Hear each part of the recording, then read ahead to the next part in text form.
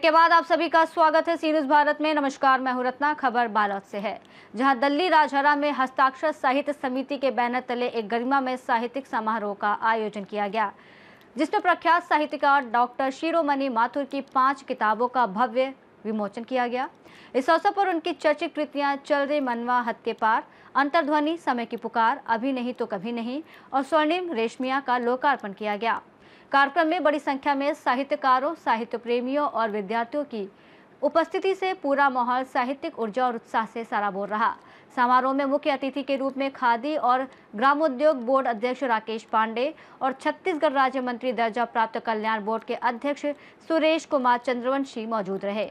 वहीं विशिष्ट अतिथि के रूप में हेमचंद यादव विश्वविद्यालय दुर्ग के प्रोफेसर भूपेंद्र कुलदीप और नगर पालिका अध्यक्ष दिल्ली राजहरा तोरण लाल साहू ने कार्यक्रम की गरिमा बढ़ाई। कार्यक्रम में समाज सेवी कैलाश जैन बरमेचा की विशेष मौजूदगी भी चर्चा का केंद्र रही। उन्होंने साहित्य और समाज के बीच मजबूत संबंध पर प्रकाश डालते हुए कहा कि साहित्य केवल मनोरंजन का माध्यम नहीं, बल्कि समाज को दिशा देने वाली शक्ति है।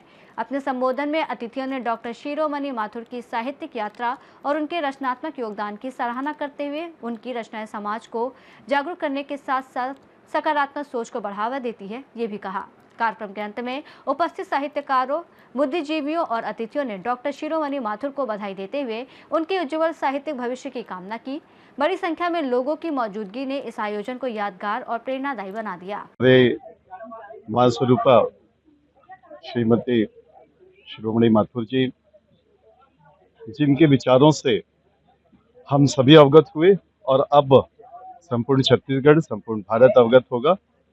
बहुत ही सुंदर विचारों के साथ में पुस्तकों का विमोचन हुआ है।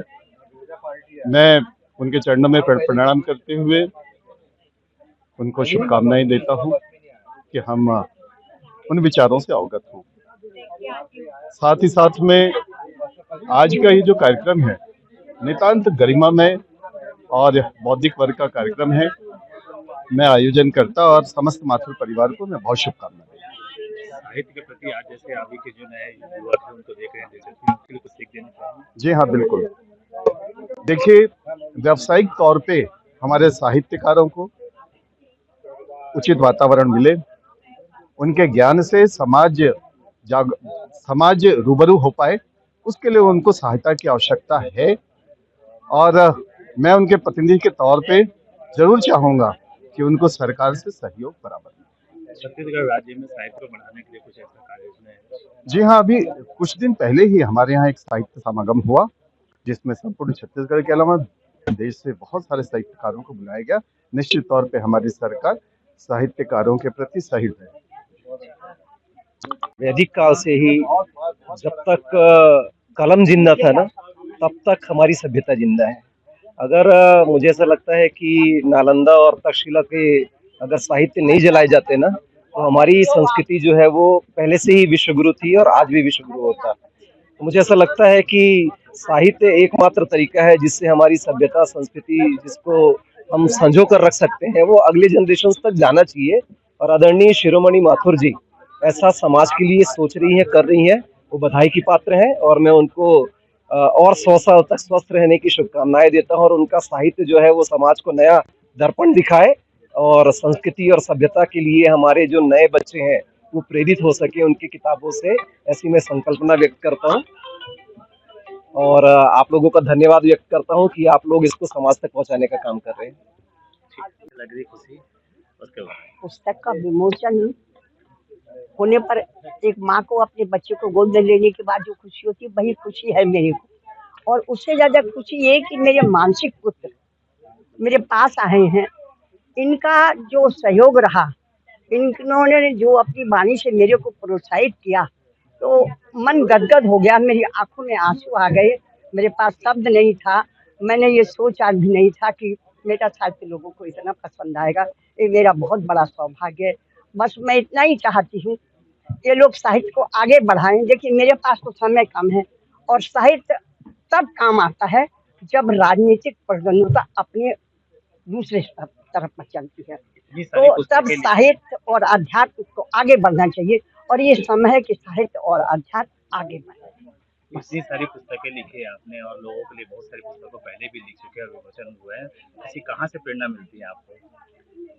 अगर बताऊँ सही बात ईर्ष्या से नहीं। मैं तो आपको बोलोगे एक कविता भी नहीं लिख पाऊँगी, जब मेरा मूड नहीं है कभी और सुबह-सुबह बैठती हूँ, कलम हाथ में आती है, कैसे लिख जाता है मुझे खुद पता नहीं चलता। एक-एक दिन में 7-7, 70-70 दोहे लिख पा जाते हैं और कभी लिखना चाहती हूँ तो 2 भी नहीं लिख पाती। तो मैं उसका अपनी उपलब्धि नहीं मान सकती। मैं तो ये मानती हूँ कोई गॉड गिफ्ट है जो मेरा हाथ चलता है, लिख जाता है। समाज में साहित्य का क्या महत्व है? समाज में वर्तमान समय तो स्थितियाँ अब मन में आदमी के असंतोष है। हमको कहाँ संतोष मिले, है ना? तो हमको वो संतोष, वो धीरज, वो आत्मबल सबसे बड़ी समय है इस समय हमको मनोबल बढ़ाने की, वो मनोबल हमको साहित्य से मिलता है, जो हमें आगे बढ़ने के लिए प्रेरणा देता है और समाज में एकजुटता लाने के लिए प्रेरणा देता है। साहित्य कभी झूठ नहीं बोलता। क्यों? कि अंतरात्मा से जो निकलेगा वही आप लिखोगे। तो साहित्य जब लिखोगे अंदर से निकलेगा ना, तो अंदर की भावनाएँ सही होती हैं कि आप अच्छा काम करो। आपस में प्रेम बाँटो, दुआ दो, बस 2 ही काम करने और कुछ नहीं करना। आप दुआ देते जाओ और प्रेम बाँटते जाओ। कुछ नहीं लगेगा, ना जेब से पैसा लगना, ना किसी के लिए अगर वो को दान पुण्य करने के लिए मैं नहीं कहती कि आपका घर खजाना खाली कर दो। प्रेम तो दे सकते हो ना। वही इन बच्चों ने आज मुझे दिया है, तो मेरी आत्मा गदगद है। और क्या चाहिए? और मैं दुआ दे सकती हूँ। ये प्रेम दे रही हैं, मैं दुआ दे रही हूँ। ये आज जिस तरीके से पुस्तक का विमोचन हुआ है, इनके बारे में क्या कहना है? पुस्तक का जो विमोचन हुआ वो अविस्मरणीय कार्यक्रम हुआ है।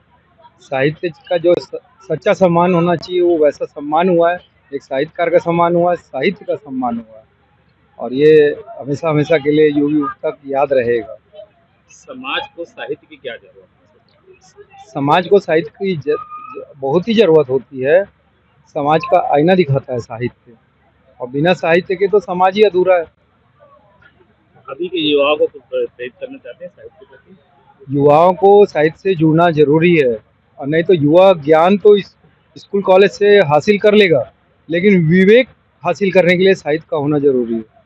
तो संतुलन बनाना बहुत जरूरी है। खेल भी जरूरी है, संगीत भी जरूरी है, साहित्य भी जरूरी है जीवन में। खाली विद्या का ज्ञान हो जाए तो ज्ञान होने से नौकरी अच्छी मिल सकती है, संस्कार अच्छे नहीं मिल सकते और सुकून नहीं मिल सकते। इसलिए साहित्य तो पल पल में जरूरी है।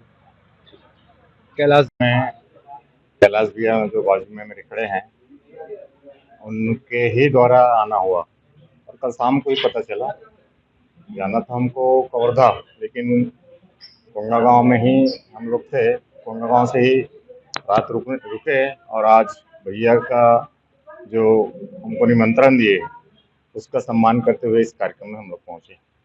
यह साहित्य के लिए युवाओं के लिए कोई सीख देना चाहेंगे?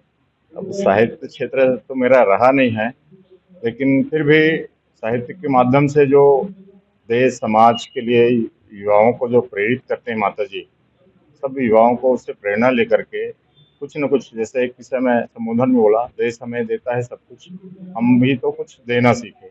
देश से तो हम सभी पीढ़ी, चाहे युवा हो, बच्चे हो, बूढ़े हो, देश से सब कुछ लेते हैं।